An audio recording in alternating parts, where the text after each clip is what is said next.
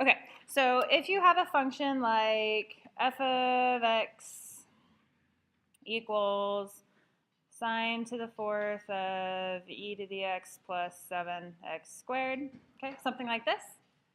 Okay, then so this notation, this sine to the fourth of, is shorthand notation to mean sine of e to the x plus 7x squared. So this is sine of, right, something. So this in and of itself is a function within a function, and then that whole thing is within a function.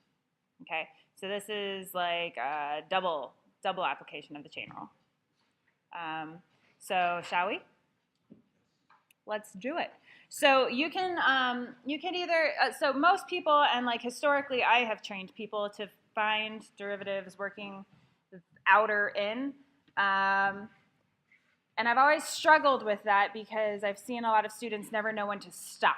So I'm going to try something new, which is to start in and work our way out. Okay. So if you remember, that was the whole point of the conversation about having like that like little delta x causes a change in delta f, which causes a change in delta like g, right?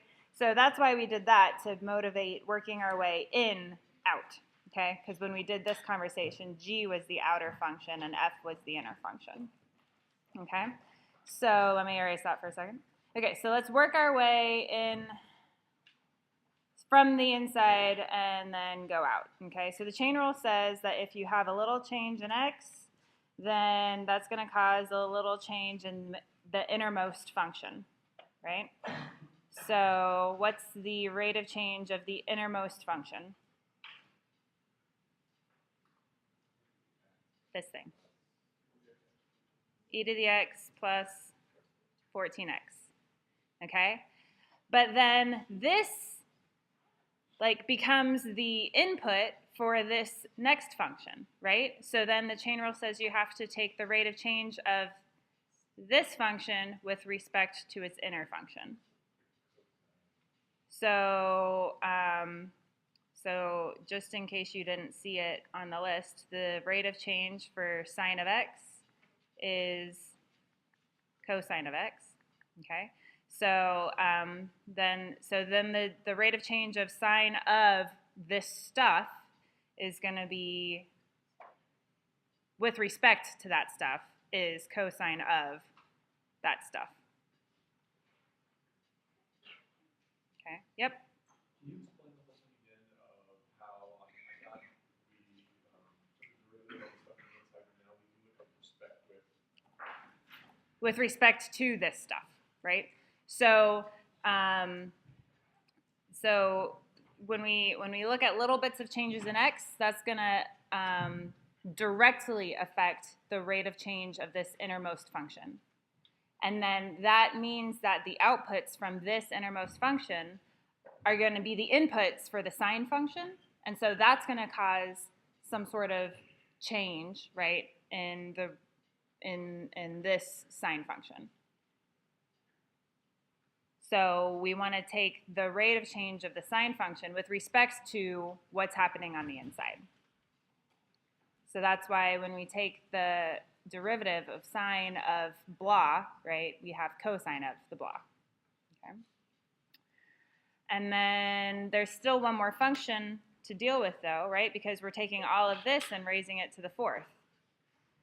So I want to find the rate of change of something to the fourth with respect to that something, okay, which is 4 times the something to the third. And now there's no more functions left to deal with, so we're done. Yes? Sorry. No, it's fine. Then can you explain that raising all to the fourth? We didn't just throw the 4 at the beginning of our equation, and take the we have already written and then raise that to 3. Mm-hmm. Why did we do that? Because the rate of change of x to the fourth is 4x cubed, right? And so so this is the rate of change of x to the fourth with respect to x. So if I want the rate of change of something to the fourth with respect to the something, it is 4 times the something to the third. Okay? How's that feeling? Okay, so if you don't like it that way, then the way that I used to teach it is to say, all right, so we work our way out and then in, and it's like peeling the layers of an onion, right? So like you deal with the outermost layer first. And so the outermost layer is you've got something to the fourth, okay? So then its derivative would be 4 times the something to the third. But then you have to find the rate of change of the something. So the something was sine of blah. So the derivative of sine of blah is cosine of blah times the rate of change of the blah. And these are my words. I talk about stuff and blah because it helps me. Mm-hmm. Yes.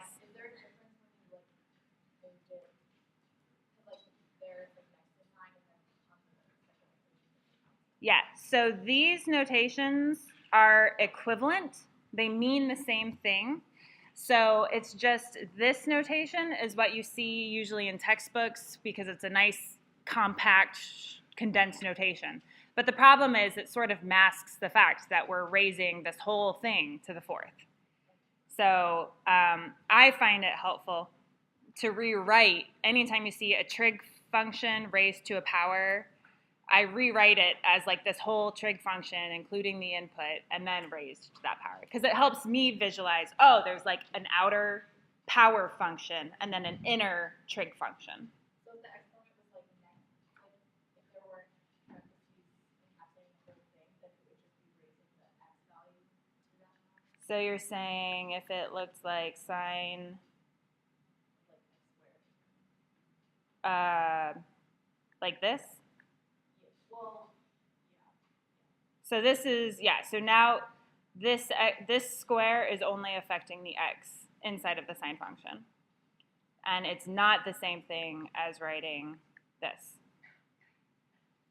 right? Because this second thing is sine of x squared. Okay, Shay? and on the second f of x on the third line down, you've just taken away the brackets. Uh-huh. Would that force still apply to the whole thing? That is a really good question, and it's highly ambiguous what the answer is.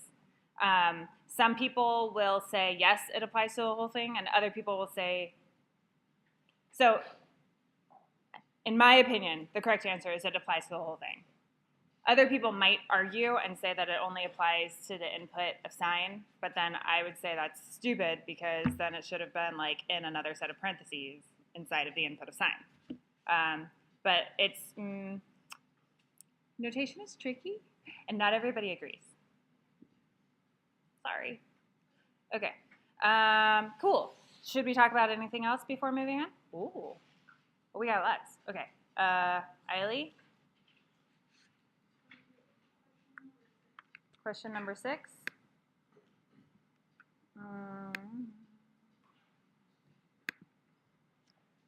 Cosine of 4 minus 2 theta?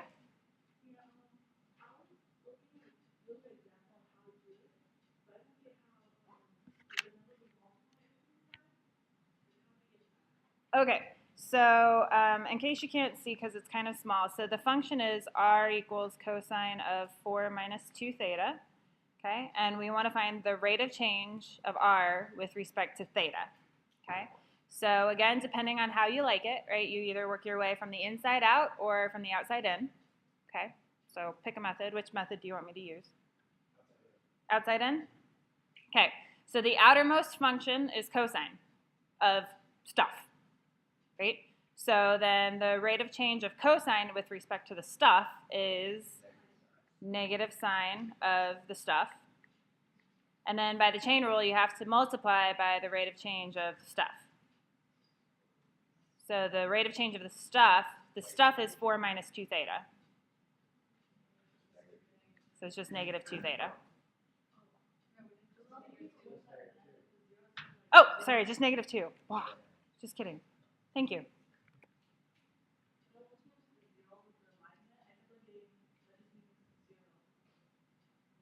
Wait, what means 0? Oh, the symbol. That's a theta. Yeah, it stands for like an angle. Mhm.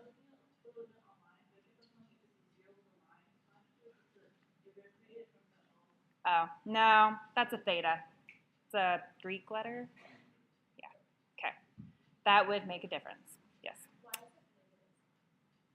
Negative sign. We could do the proof. You want to do the proof? Do you guys actually remember your trig identities with like cosine, or yeah, cosine of like x plus h would be equal to stuff? You remember? I don't. So if you do, we can do the proof. Do you remember it? Like the basic stuff, right? Like where it's just the trig identity. How about we don't do it today? We'll do it on Monday.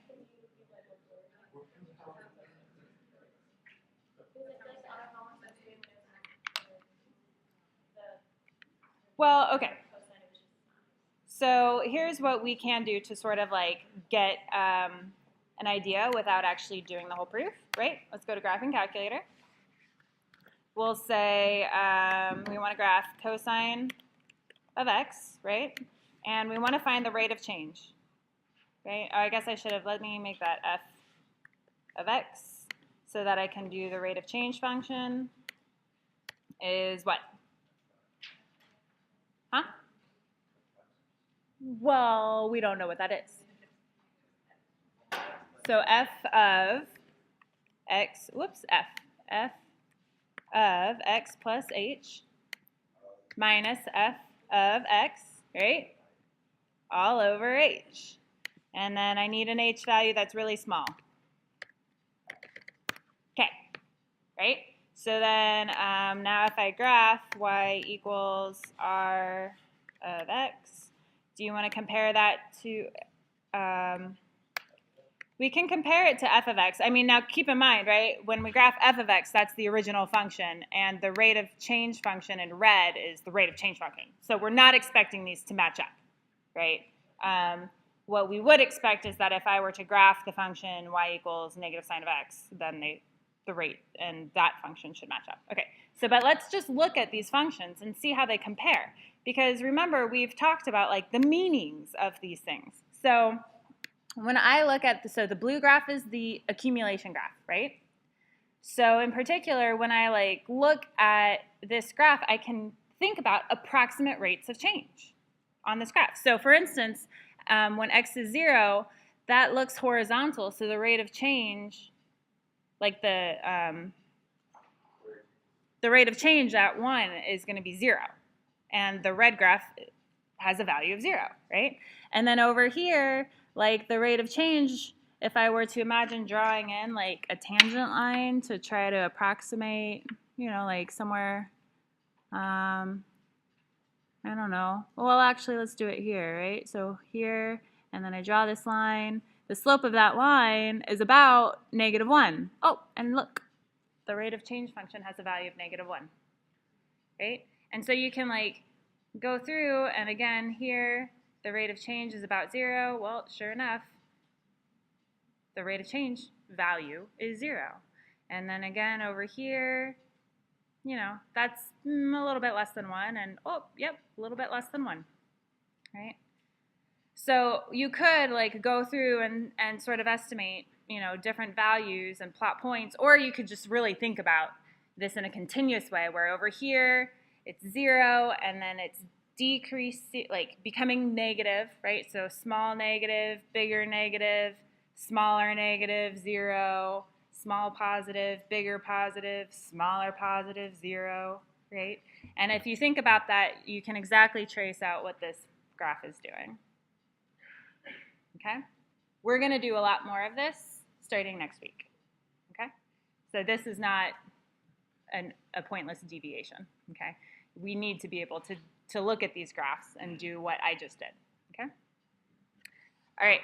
Do you want one more convincing thing, right? So let's graph y equals negative sine of x. Okay, so if there's justice in the world, then when I graph this, I'm not going to graph the original function. So I'm going to graph what we know and trust is the exact rate of change function, right, the red one. And then the green is what we think is the rate of change function. And so what color do you get when you overlap green and red? We're about to find out. That. That's what you get. Okay? So, and that's just a little bit of calculator drool. Don't worry about it. All right.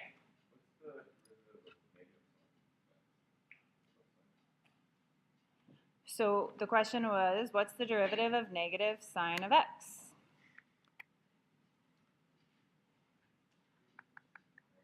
So what rules of differentiation do we have to apply in order to do this? Notice I said rules.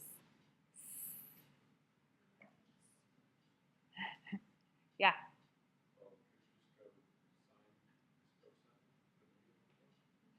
Why do I get to just put the negative on the front?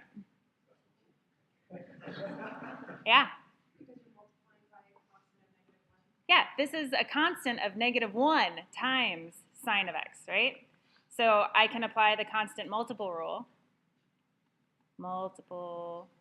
rule. Right? Which says if I want to find the rate of change of y, right? So the rate of change of y with respect to x, it is the constant times the rate of change of the function that's being multiplied, right? So that's cosine of x. So you'd have negative cosine of x. This is the same as if you were looking for the rate of change of 2 sine of x, right? And you get 2 cosine of x. There's nothing special about negative sine. We just don't write the 1. It's just implied, right? Okay, so I think that's all we have time for today, because that actually was a lot of time. So let's move along so that we can complete our list of rules to be speedy, super speedy, rate of change finders, okay? So that sounded really funny, didn't it? Okay.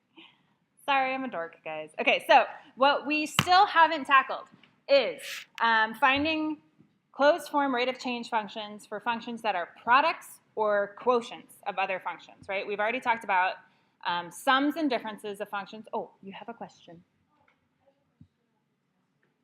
Oh, thank you. The test on Thursday is not multiple choice.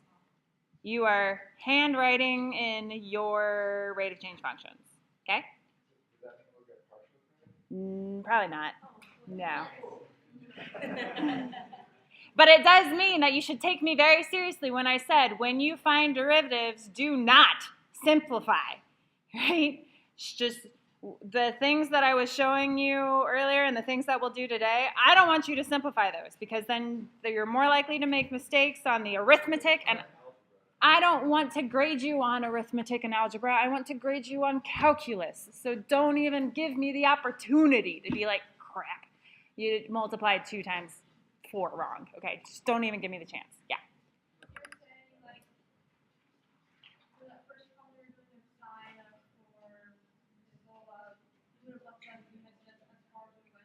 Yep. Where I stopped on that first example is where I want you to stop. Okay? Yes? The last one we did, the y equals negative sine of x. Yeah. How is that, like, how do you tell that the difference between just, like, a big converted just to cosine? How? Is it a negative sine cosine? No. Negative sine is not the same as cosine. Those are different functions with different values at every input of x. Okay? So, if you want a refresher on trig stuff, we can do that in my office. Okay?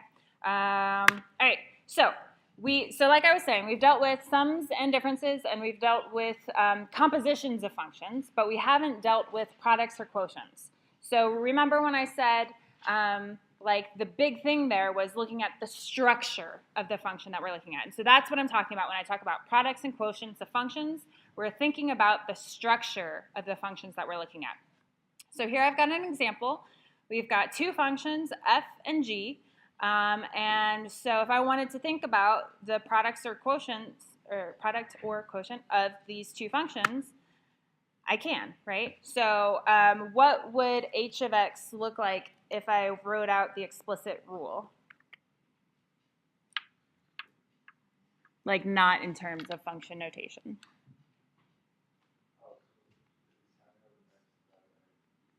Right, sine of x over e to the x, and then k of x would look like what? Sine of x times e to the x, right? Now, so I'm going to point this out because what I'm writing here is probably not what it's going to look like in a textbook, right? Because for some reason, us mathematicians, we just have our preferences. And when I see this, I go, ugh. I would rather write it like this. K of x equals e to the x sine of x. For some reason, unbeknownst to me, that just looks prettier. So when you see something like this, you have to identify that this is a product, right? E to the x times sine of x, okay? And yeah, so here's the thing, right? Everything that's about to become difficult in life with respect to derivatives is identifying the structure, okay? So that's really our focus of today. The rules are actually not that hard.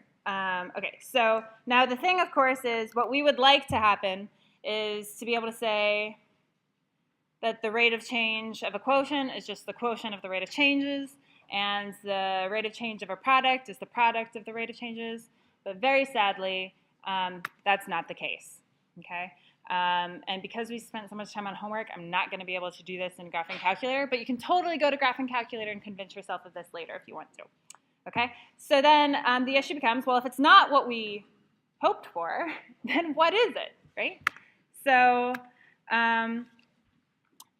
so here's another notational device for expressing the product of two functions. So f times g of x is f of x times g of x by definition. So notice that's a dot and not a circle. Circle is for composition between the f and the g, right? Now, if I want to find the rate of change, how would I go about doing that?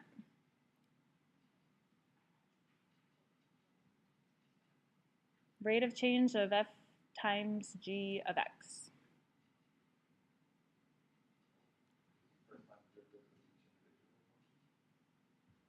I don't know what I would do with them yet. That's the whole point, right? At this point, this should be automatic. How do we find rate of change functions? The definition. Okay, so rate of change of f times g of x is f times g of x plus h minus f times g of x all over h. Do you see it?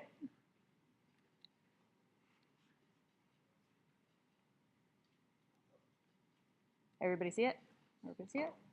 Can I get a yeah? Mm-hmm. Yes. So in this sense, instead of having like one change of h up top, Mm-hmm. two wouldn't be the bottom divided by 2h then? So this is still just a change in h. It's just that what we've done here is we've used this first line to say f times g of x plus h is f of x plus h times g of x plus h. Okay? So it's still, and likewise here, right? So instead of saying f times g of x, we wrote this. Okay? All right. So now, at this point, so we've used the definition. At this point, we're a little bit stuck. So remember, we had a conversation about like what you can do to an expression without actually changing it. There was like 3 things that we talked about. You could raise it to the power of 1. You could multiply by 1. Or you could add 0. Okay? So that's what we're going to do. We're going to add 0. Okay? So I've added and subtracted the same thing. So I've added 0. And that thing is f of x times g of x plus h. Now you might be asking yourself, why on earth did she do that? Okay. Well, notice when I do that, in the first two terms, I have a g of x plus h in both of those first two terms. And then in the last two terms, they both have an f of x in common. Okay. So what I can do is sort of split this up into basically two clumps, right? So the first clump has g of x plus h times f of x plus h minus f of x. Ooh, what does that remind you of? This thing in parentheses? The definition of not f of x, but the rate of change of f of x, right? And then over here, I've got f of x times g of x plus h minus g of x. And that looks a lot like, right, if we think about it being over h, that's a lot like the rate of change of g, right? So let's go ahead and split up that fraction, right? So we can split up the fraction because, you know, the addition was in the numerator. So now we've got this and this. Oh, but wait. When I let h get small, these are essentially equal to. So when I let h get small here, that becomes g of x. When I let h get small here, that becomes the rate of change of f with respect to x. F of x stays f of x, and this quotient becomes the rate of change of g. We have just proven that the rate of change of the product of functions is one of the functions times the rate of the change of the other plus the other function times the rate of change of the first, or however you want to organize that, okay? So let me give that to you again looking clean without the whole proof next to it. So up in this right-hand corner, we've got the rate of change, closed form rate of change rule for a product of two functions, okay? And so most people will remember it this way. They say the rate of change of a product of functions is the first times the rate of change of the second plus the second times the rate of change of the first.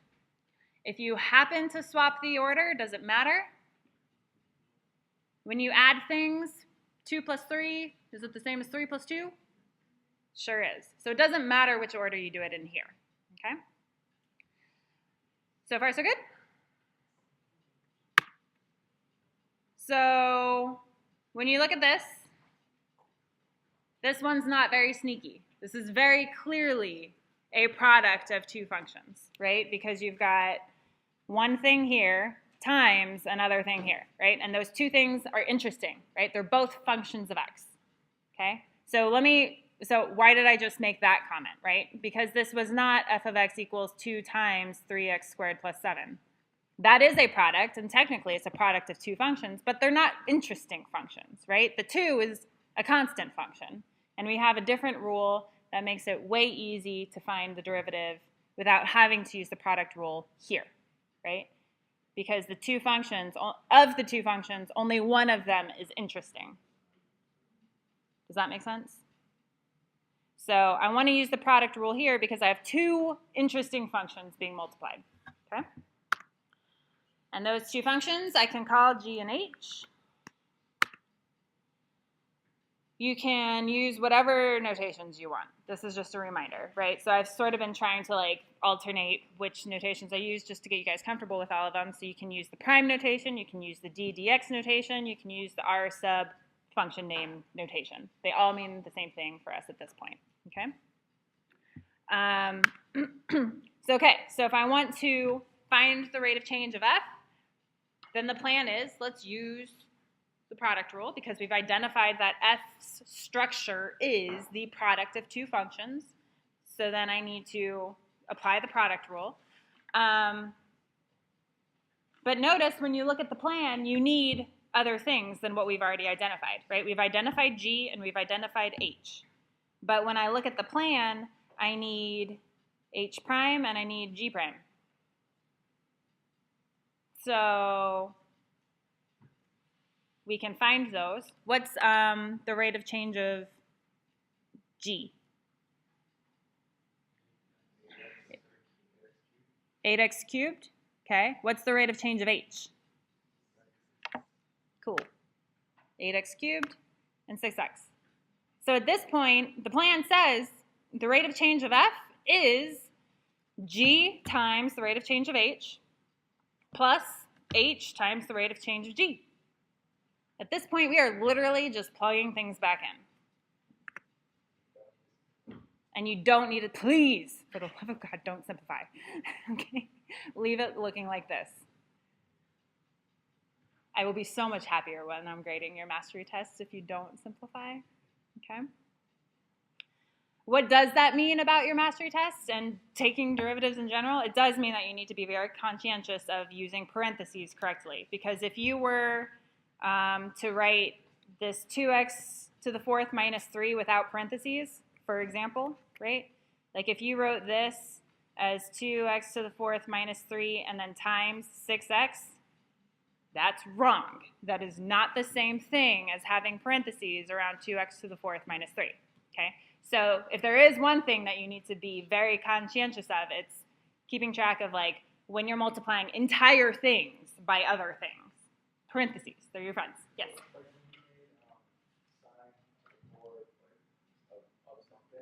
Yeah. Yes. Yeah, parentheses would have been fine there. I use, different types of parentheses or brackets or curly braces so I can help keep track. But if you like just simple parentheses, that's fine. I have nothing against that. Okay. All right. So we just tackled products. That was cool. All right, what about quotients? Okay, so rather than reinventing the wheel, can you take 20 seconds to think about how we might apply what we've already learned in order to figure out what the quotient rule should be?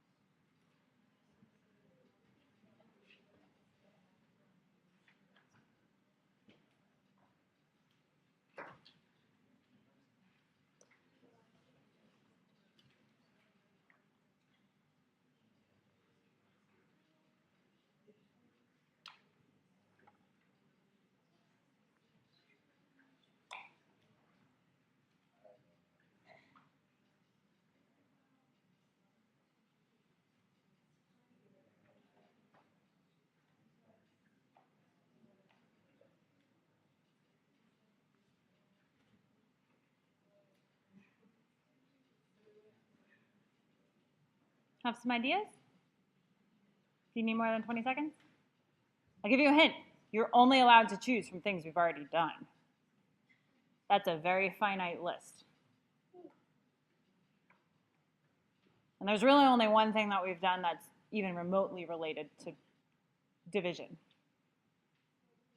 Multiplication. Cool. Okay. So how could we do it? Yeah. Mm-hmm.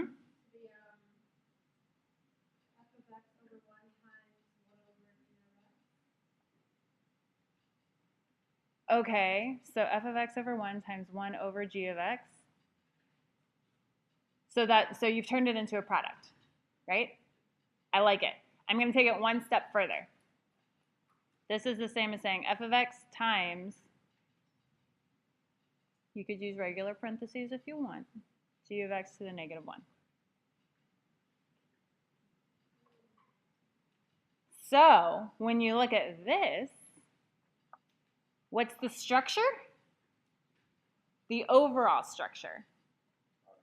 A product, right? The first function is f. What's the second function? It's not just g of x. It's g of x to the negative 1, which means in order to find the rate of change of this second function, what are we going to have to do? We're going to have to use the chain rule, right? Because we have a function, something interesting, raised to a power. So it's a function inside of a function, right? So let's see what happens. So we rewrote it with regular parentheses. So then using the product rule, right? The rate of change of the quotient is the first times the rate of change of the second plus the second times the rate of change of the first. Okay? And then the tricky part is finding the rate of change of g of x to the negative 1, right? So what is that rate of change?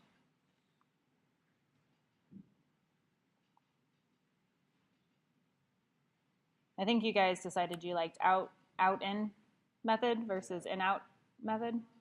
Out-in. So if I want to find the rate of change of something to the negative 1, you bring the negative 1 down, right? So something to the negative 1, if I want to find the derivative, right? It's negative 1 times the something to the negative 2. But then the chain rule says I have to multiply by the derivative of the something, right? So in this case, that was g of x. So I leave that g of x in there. Then I have to multiply by the rate of change of g of x.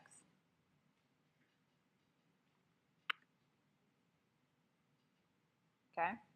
So you see we still have f, but the rate of change of g of x to the negative 1 is negative g of x to the negative 2 times the rate of change of g. So this came from using the chain rule. Okay? And then nothing fancy happened over here, right? This was just a notational change, just so that it looks prettier. Okay? Well, there's no way that any of us in this room want to memorize this as our rule, right? This is just gross looking. So let's see if we can use some algebra to clean it up, okay? So if I rewrite, the first term has what? A negative f of x and a g prime of x on the numerator, and then g of x to the negative 2 gets sent to the bottom.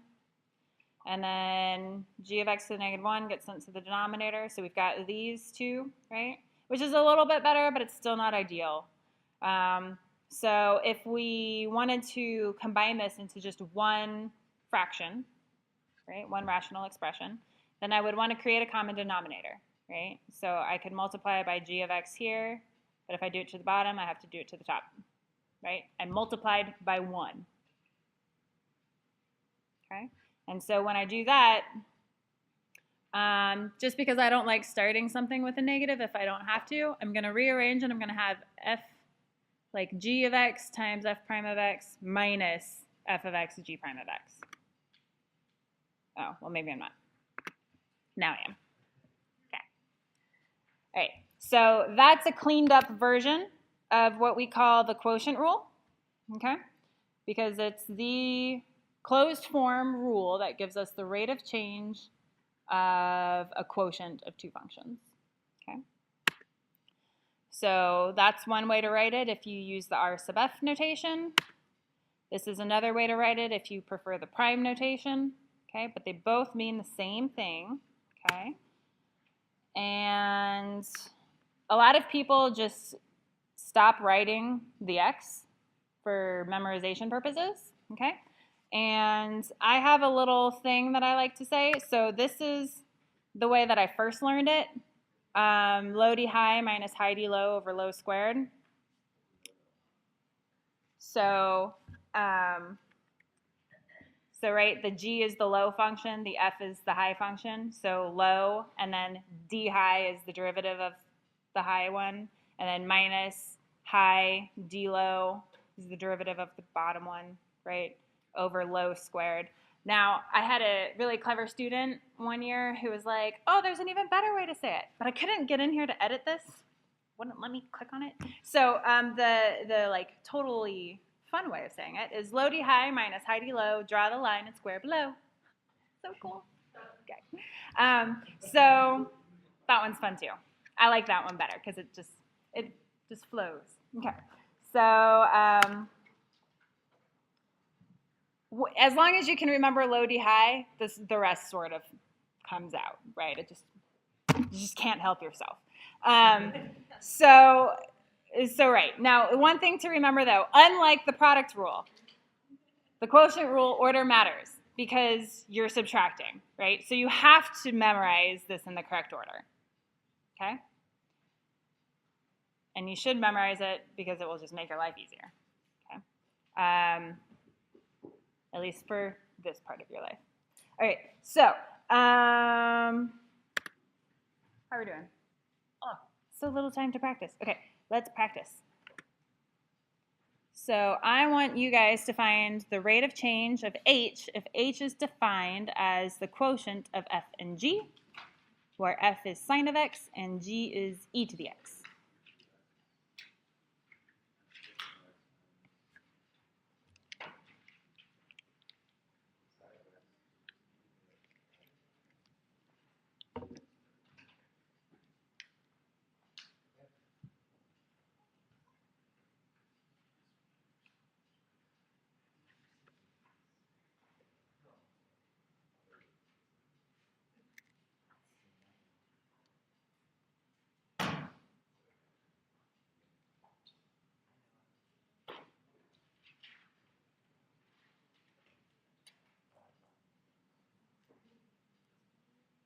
So of course, the thing that you definitely need to know is what?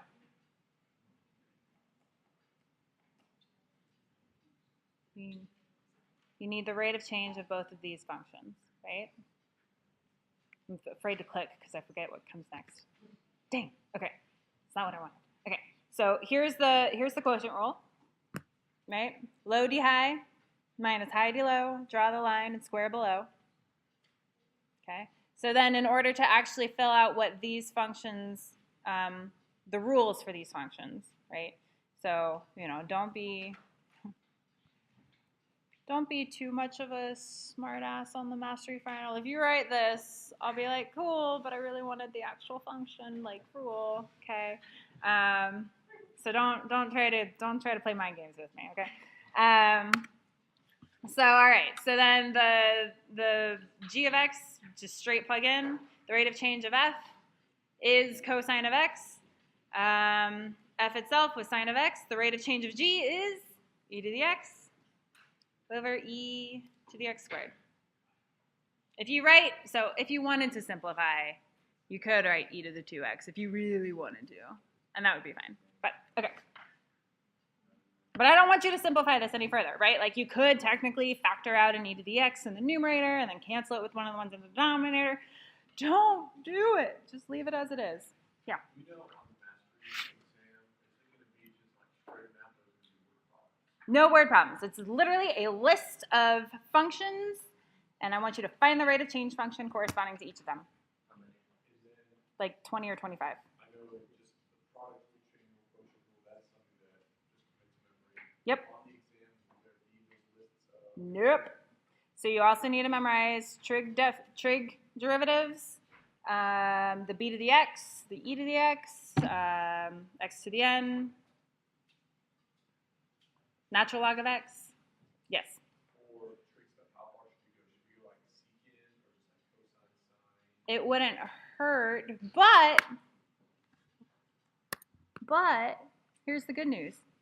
Let me get out of here because I want to do this before class ends. If you forget, so if all you are able to commit to memory is sine and cosine, because I have a terrible memory, I'm really bad at it, you can figure out the derivatives of the other trig functions by remembering some pre-calculus and the quotient rule, right? Because all of the other trig functions are defined in terms of sine and cosine, and so you could rewrite them in terms of sine and cosine and apply your knowledge of the other rules, okay? So an example would be tangent of x, right? So tangent of x is sine of x over cosine of x. If I want to find the rate of change, I look at this, it's a quotient. So I apply the quotient rule. So the quotient rule says low d high minus high d low. Draw the line and square below. So that gives me cosine of x times cosine of x minus sine of x times negative sine of x. That's cosine squared of x plus sine squared of x. What does that equal to in the numerator?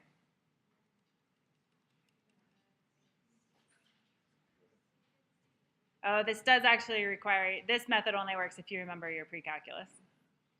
Cosine squared plus sine squared? 1. What is 1 over cosine of x equal to?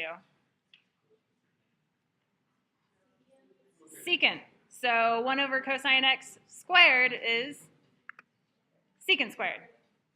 So we have just proven that the rate of change of tan of x is secant squared of x. Okay? So you could do this if you ever get stuck on any of your trig derivatives. It will go faster if you memorize them, but, you know, to each their own. You do not have to memorize the, like, cosh and the hyperbolic ones. Don't worry about those, okay? Now, before I let you go, let me just remind you that they start to look complicated, right? And you should expect to see complicated ones on the mastery test. So when you look at this, what's the biggest structure that you see? A quotient. But within this quotient, the numerator has a product. So the big structure is quotient, right? So the plan is to apply the quotient rule. But in order to apply the quotient rule, you have to find the derivative of the top. So you have to do the product rule, right? And then sort of like feed that back into what you're doing with the quotient rule, okay? I think the hardest part that I've seen for most, so this final answer, don't simplify. Nobody wants that to be simplified right now, okay? So just don't.